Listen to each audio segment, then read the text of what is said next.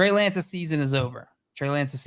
Jimmy Garoppolo is now the starting quarterback for the San Francisco 49ers. So before even getting into this game, what are the implications of this from your guys' opinions on the San Francisco side of this? Who is being affected? In what way are they being affected? What does this mean for the 49ers going forward in terms of fantasy? What do you think, Simon?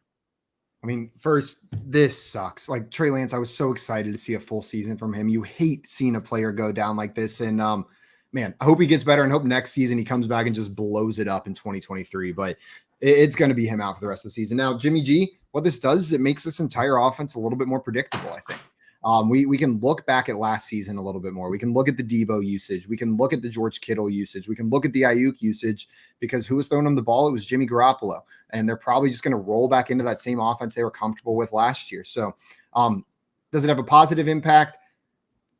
It's relatively neutral. You know what I mean? I think the upside with Trey Lance and getting that offense moving was a little bit higher than with Jimmy G, but the consistency for the receiving options is going to get a little bump with Jimmy G back on center. So we'll call it a wash with more predictability.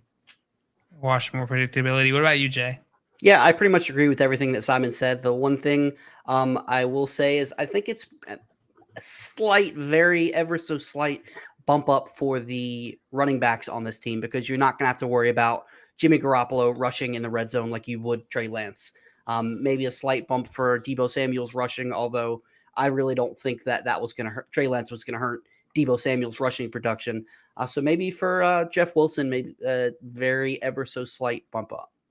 Okay. I think that's fair enough.